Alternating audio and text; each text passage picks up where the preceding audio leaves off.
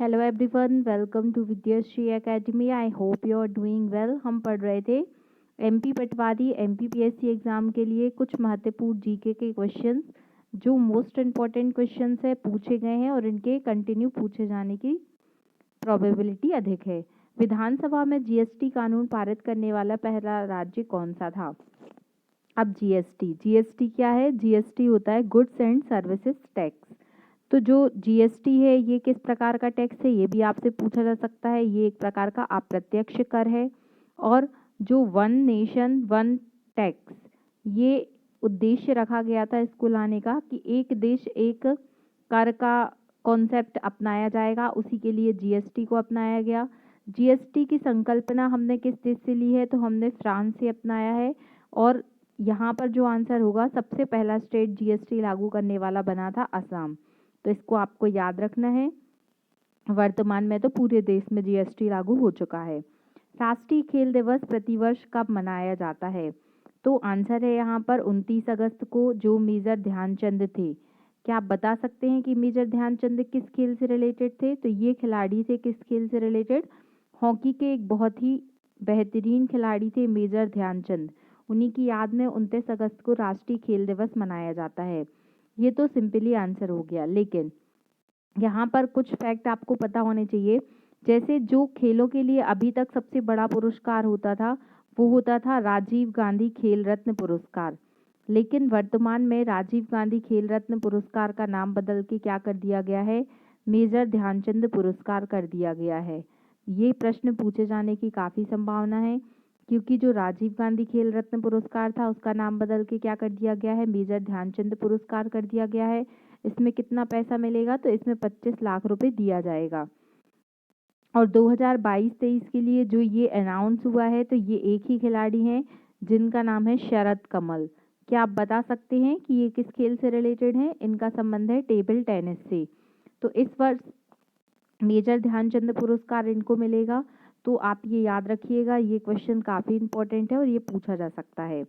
21 अगस्त को कौन सा दिन मनाया जाता है? तो 21 अगस्त और 20 अगस्त, जो 20 अगस्त को है वो मानवाधिकार दिवस रहता है। 19 अगस्त को कौन सा दिवस रहता है? तो वो वर्ल्ड फोटोग्राफी डे रहता है। इसलिए कुछ इम्पॉर्टेंट डेज हैं वो आपको पता होने चाहिए, उनके पूछे जाने की संभावना रहती है। जैसे कि आपसे पूछा जा सकता है, अब 26 जनवरी 15 अगस्त ये सभी को पता है, ये एग्ज़ाम में नहीं आएंगे, लेकिन 16 जनवरी क्योंकि स्टार्टअप डे है और ये पहली बार 2022 में मनाया गया है, इसलिए ये क्वेश्चन आपसे पूछा जा सकता है।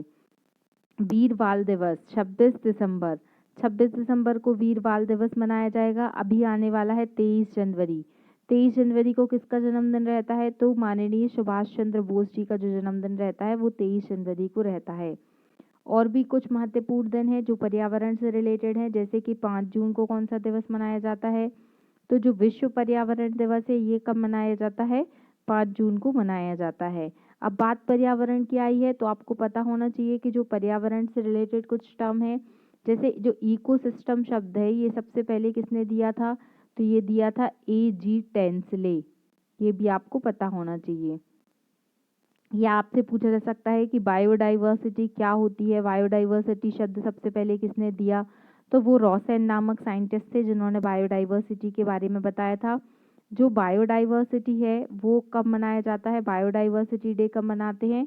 तो ये मनाया जाता है 22 मई को। और आपसे 3 दिन और आप 22 तारीख जो है वो काफ़ी महत्वपूर्ण है, याद रखिएगा। जो 22 मार्च है, 22 मार्च को मनाया जाता है विश्व जल दिवस। और जो 22 अप्रैल है, तो 22 अप्रैल को मनाया जाता है विश्व पृथ्वी दिवस। तो ये भी याद रखिएगा। और जो 22 मई है उस दिन क्या मनाया जाता है? अभी डिस्कस किया हमने, जैव विविधता दिवस। तो ये काफ़ी महत्वपूर्ण दिन है, इनको आप अच्छे से पढ़ लीजिएगा। वैसे आप प्लेलिस्ट में जाकर देख सकते हैं, मैंने एक दिसंबर माह का सेपरेट लेक्चर बनाया है इम्पोर्टेंट डेज वाला। तो यदि आपने वो लेक्चर नहीं देखा तो आप वो देख लीजिएगा। मध्य प्रदेश के प्रथम मुख्यमंत्री कौन थे? तो मध्य प्रदेश के जो प्रथम मुख्यमंत्री थे वो थे रविशंकर शुक्ल, जिन्हें पंडित रविशंकर शुक्ल भी कहा जाता है। एक बहुत ही महान व्यक्तित्व थे रविशंकर शुक्ल जी, और इनका जो कार्यकाल था वो 1956 से लेकर था, तो इनको याद रखिएगा। सोनगिरी सोनगिरी तीर्थ स्थान कहाँ पर स्थित है और ये किस धर्म से रिलेटेड है? यहाँ पर धर्म पूछा गया है कि किस धर्म का तीर्थ है। तो सोनगिरी जो है वो जैन धर्म का तीर्थ स्थल है। और कहाँ पर स्थित है? तो सोने के हम अक्सर क्या लगाते हैं? दांत लगवाते हैं। तो कहाँ पर स्थित है? दतिया में स्थित है। अब बात जैन धर्म की आई है तो हम पूरा जैन धर्म को पढ़ लेते हैं। देखिए, जैन धर्म क्या होता है? जो जिन को माने वो जैन कहलाते हैं। जिन मतलब भगवान। तो जैन धर्म में जो भगवान है उन्हें क्या कहा जाता है? 24 तीर्थंकर।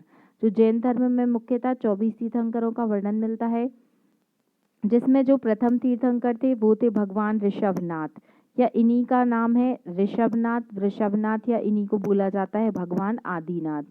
और आपसे पूछा जा सकता है कि जो 24वें तीर्थंकर है उनका क्या नाम है? उनका नाम है भगवान Mahavir.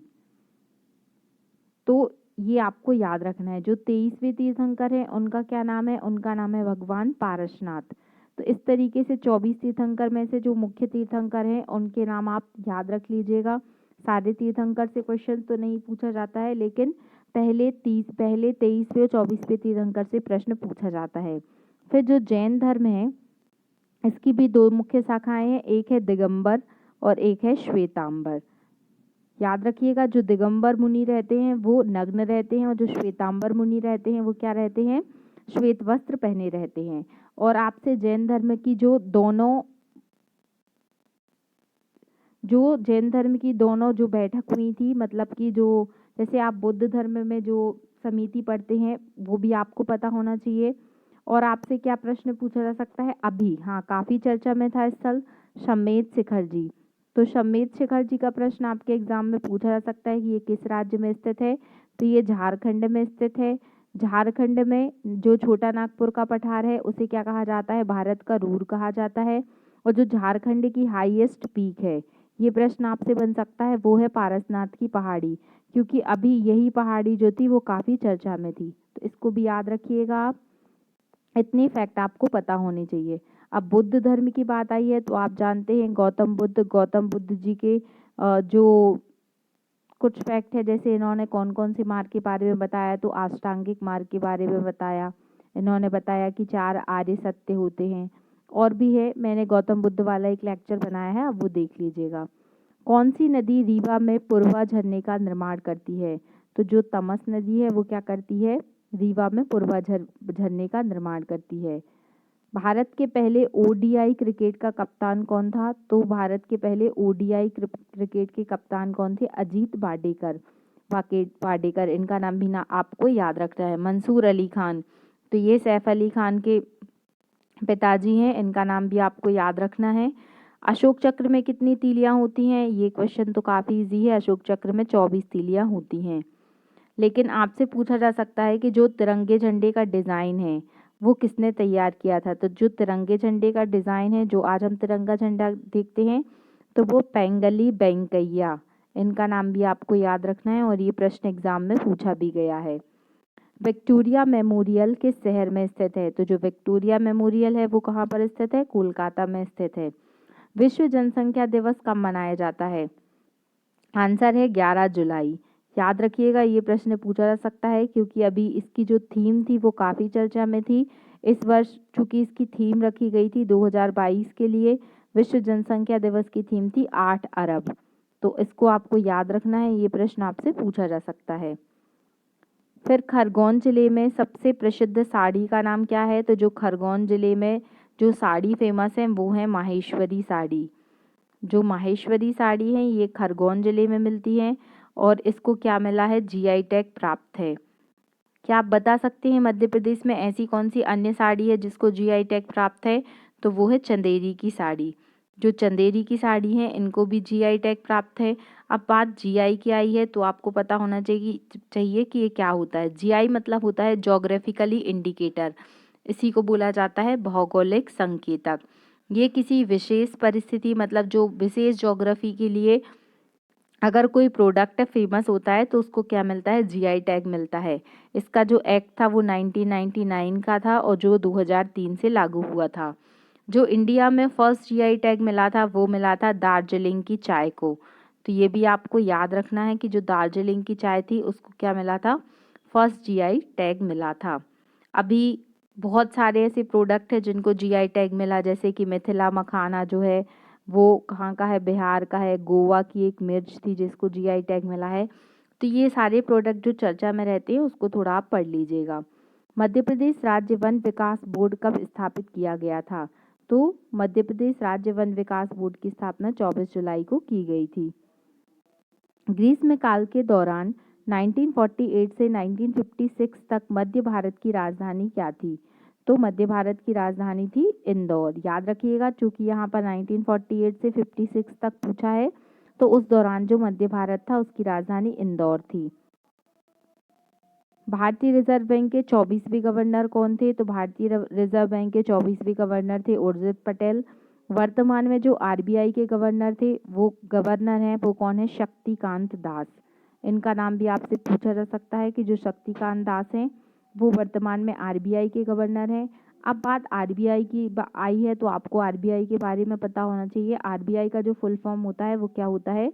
Reserve bank of India, या इसी के जो अन्य नाम है उसे किस नाम से जाना जाता है? तो इसे भारत का सेंट्रल बैंक भी कहा जाता है और इसे बैंकों का बैंक भी कहा जाता है।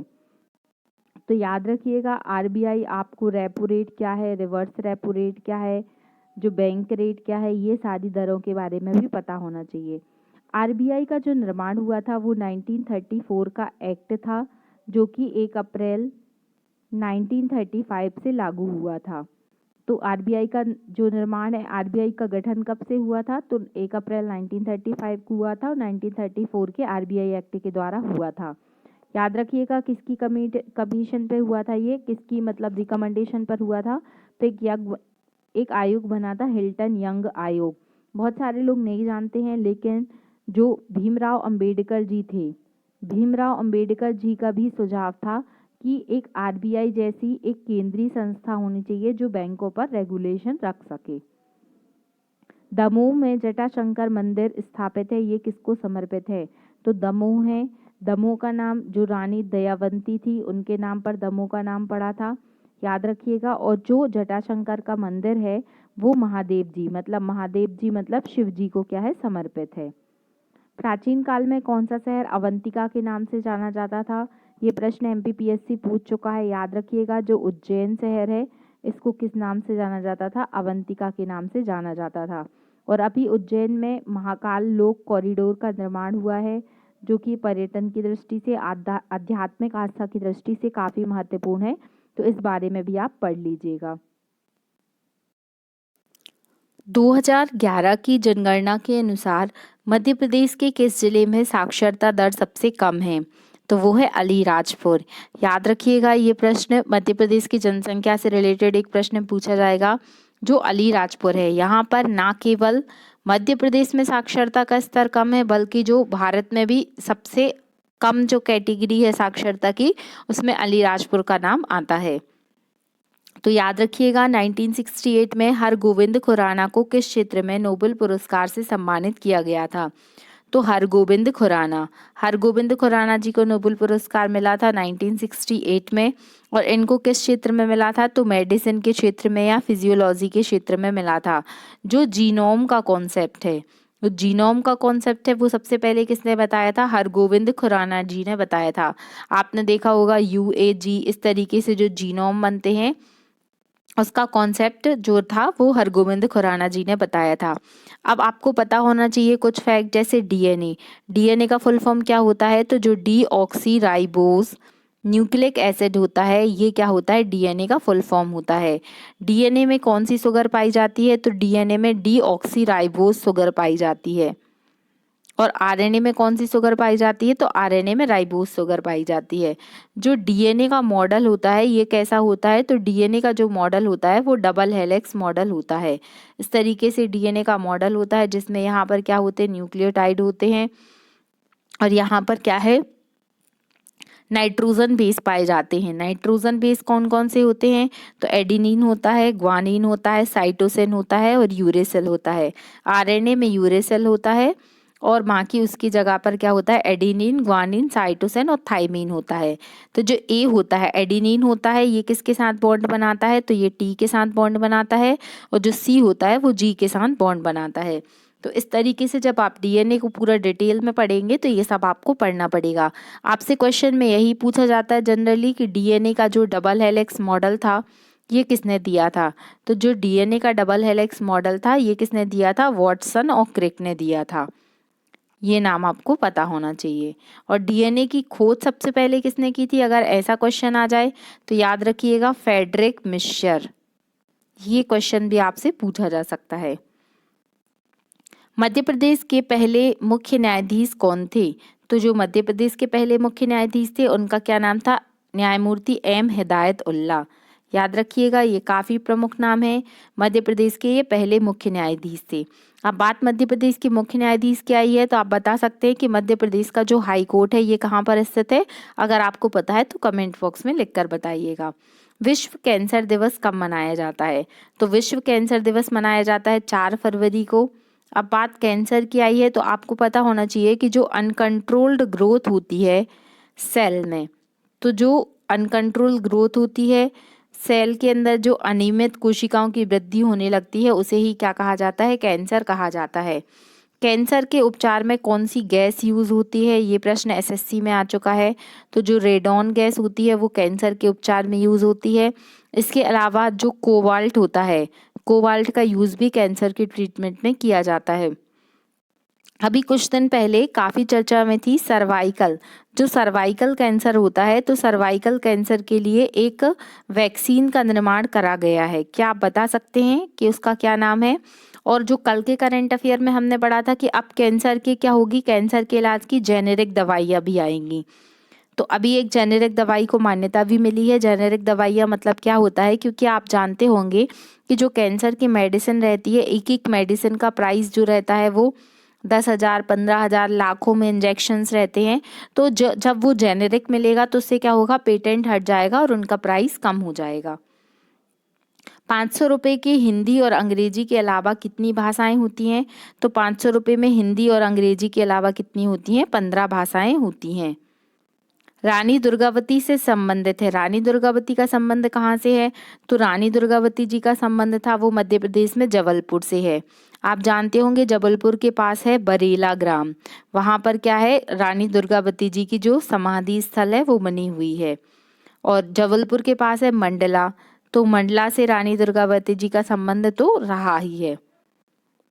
मध्य प्रदेश में जो सिक्योरिटी एक्सचेंज का कारखाना है या उसी को प्रतिभूति कागज कारखाना कहा जाता है, ये कहाँ पर स्थित है, होशंगाबाद में स्थित है। लेकिन अब होशंगाबाद आपको नहीं मिलेगा क्योंकि होशंगाबाद का नाम बदल के क्या कर दिया गया है, होशंगाबाद का नाम बदल कर नर्मदापुरम कर दिया गया है। ये आपको याद रखना है। फिर देवास में क्या है, तो देवास में भी जो कारखाना है कागज वाला वो है, तो याद रखिएगा। ग्वालियर क्यों फेमस है, तो ग्वालियर का नाम पड़ा था जो ग्वाला नाम के जो ऋषि थे उनके नाम पर पड़ा था। और याद रखिएगा यहाँ पर जो मानसिंह का महल है वो काफ़ी फेमस है और इस महल को ही क्या कहा जाता है, जो जिब्राल्टर ऑफ फोर्ट है, जिब्राल्टर ऑफ फोर्ट जो है वो ग्वालियर के महल को कहा जाता है। भारत की अंतरिक्ष यात्री कल्पना चावला पहली बार किस अंतरिक्ष यान से अंतरिक्ष में गई थी। तो उसका नाम था कोलंबिया। कोलंबिया में जो अंतरिक्ष में यात्रा करने वाली थी कल्पना चावला जी, उनका जो अंतरिक्ष यान का नाम था वो था कोलंबिया। ये भी आपसे पूछा जा सकता है, ये कब गई थी, अगर आपको ये पता है तो कमेंट बॉक्स में लिखकर बताइएगा। फिर सतना में गोला मठ कहाँ पर स्थित है। तो सतना में जो गोला मठ है वो मैयर में स्थित है, इसको भी आपको याद रखिएगा। मैयर जो है वो काफ़ी फेमस है और जो शारदा माता का मंदिर है यहाँ पर वो बहुत ही मतलब पूजनीय है, दूर दूर से लोग वहाँ पर दर्शन करने आते हैं। अब बात मैयर की आई है तो आपको 2 नाम पता होने चाहिए, आला और ऊदल। जो आला और ऊदल थे उनका संबंध किससे था, उनका संबंध मैयर से ही था। आलाखंड, आलाखंड ये क्वेश्चन हिंदी में आपसे पूछा जा सकता है कि जो आलाखंड है इसके रचनाकार कौन है। तो आलाखंड के रचनाकार हैं जगनिक और ये सबसे बड़ी कृति है, बुंदेलखंड के क्षेत्र में काफ़ी महत्व है इसका, तो याद रखिएगा ये प्रश्न आपसे पूछा जा सकता है। भीमबेटका की गुफाएं किस लिए फेमस हैं। तो भीमबेटका की जो गुफाएं हैं वो शैल चित्रों के लिए फेमस हैं। अब बात आई है यूनेस्को हेरिटेज, चूँकि भीमबेटका यूनेस्को हेरिटेज में शामिल है तो मध्य प्रदेश में ऐसे 3 स्थल हैं जो कहाँ पर स्थित हैं, यूनेस्को हेरिटेज में स्थित हैं? पहला है खजुराहो, दूसरा है सांची और तीसरा है भीमबेटका। खजुराहो को 1986 में, सांची को 1989 में और भीमबेटका को 2003 में यूनेस्को में शामिल किया गया था। तो खजुराहो तो कहाँ स्थित है? खजुराहो छतरपुर जिले में आता है। और जो सांची है और भीमबेटका है, सांची और भीमबेटका ये दोनों कहाँ पर आते हैं? ये रायसेन डिस्ट्रिक्ट में आते हैं।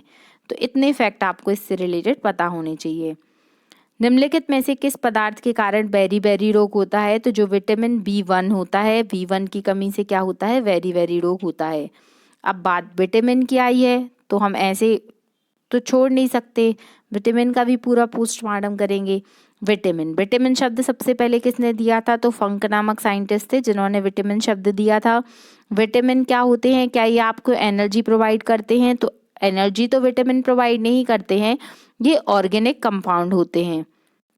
और जो विटामिन का मेन काम होता है कि जो हमारी बॉडी में जो भी मेटाबॉलिक एक्टिविटी होती है उनमें ये काफ़ी इम्पोर्टेंट होते हैं। अब विटामिन आर 2 टाइप्स, एक तो होते हैं वाटर सॉल्युबल और एक होते हैं फैट सॉल्युबल। तो अगर हम पहले फैट सॉल्युबल की बात करते हैं तो याद रखिएगा आप ऐसे कीड़ा होता है ना, तो KEDA, तो ये सारे क्या होते हैं? फैट सॉल्युबल होते हैं। वैसे भी अगर फैट है, लाइक घी है, अगर आप उसको कुछ दिन तक बाहर छोड़ देंगे तो कुछ समय बाद उसमें कीड़े हो जाएंगे। तो ऐसे आपको याद रखेगा कि जो विटामिन होता है वो KEDA, ये चारों विटामिन फैट सॉल्युबल होते हैं। अब वाटर सॉल्युबल की बात करते हैं तो आपने WBC का नाम तो सुना ही होगा। तो वाटर सॉल्युबल विटामिन B है और विटामिन C है। आई होप आप अब कभी भी नहीं भूलेंगे कि कौन सा विटामिन वाटर सॉल्युबल है और कौन सा विटामिन फैट सॉल्युबल है। अब यहाँ पर आपसे पूछा जा सकता है जैसे V1 की कमी से कौन सा रोग होता है? सॉरी, बेरी रोग होता है वो V1 विटामिन की कमी से होता है। विटामिन C आपसे पूछा जा सकता है विटामिन C की कमी से कौन सा रोग होता है? तो स्कर्वी रोग होता है। विटामिन D की कमी से कौन सा रोग होता है? तो रिकेट्स रोग होता है। आप मेरी साइंस वाली प्लेलिस्ट में जाकर देखिएगा, उसमें मैंने बहुत अच्छे से पूरा विटामिन एक्सप्लेन किया है, आप वहाँ से वो लेक्चर डिटेल में देख सकते हैं। अंतर्राष्ट्रीय बाघ दिवस कब मनाया जाता है? तो अंतर्राष्ट्रीय बाघ दिवस 29 जुलाई को मनाया जाता है। जो टाइगर प्रोटेक्शन एक्ट था ये 1972 के नियम के तहत 1973-4 में आया था। और मध्य प्रदेश में बहुत सारे टाइगर रिजर्व हैं। क्या आप इनकी संख्या बता सकते हैं? और कमेंट बॉक्स में लिखकर बताइए कि मध्य प्रदेश में कौन कौन से टाइगर रिजर्व हैं। और आपसे पूछा जा सकता है चूंकि मध्य प्रदेश को क्या है, टाइगर स्टेट के नाम से जाना जाता है, तो मध्य प्रदेश में जो टाइगर की संख्या है वो है 5 to 6। याद रखिएगा, ये नंबर भी आपसे पूछा जा सकता है। भारत में सबसे बड़ा रेगिस्तान कहाँ पर स्थित? नो डाउट आप सभी को पता होगा कि जो राजस्थान शहर है, जो राजस्थान राज्य है, यहाँ पर क्या है, मरुस्थल क्षेत्र है और यहाँ पर सबसे बड़ा रेगिस्तान है। आई होप आपको ये क्वेश्चंस अच्छे लग रहे होंगे। ये MP पटवारी के लिए काफ़ी इम्पोर्टेंट सीरीज़ है। तो आप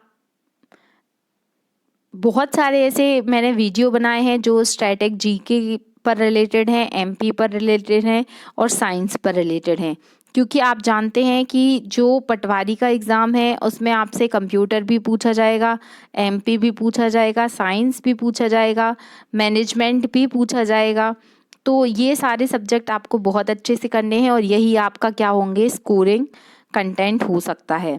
तो आई होप आपको ये वीडियो अच्छा लग रहा होगा। अगर आपको वीडियो अच्छा लगा है तो please like, share and subscribe और बेल आइकन को प्रेस करना ना भूलें ताकि आप तक क्या है, वीडियो का नोटिफिकेशन पहुंच सके। Thank you so much. खुश रहिए, पढ़ते रहिए। जय हिंद, जय भारत।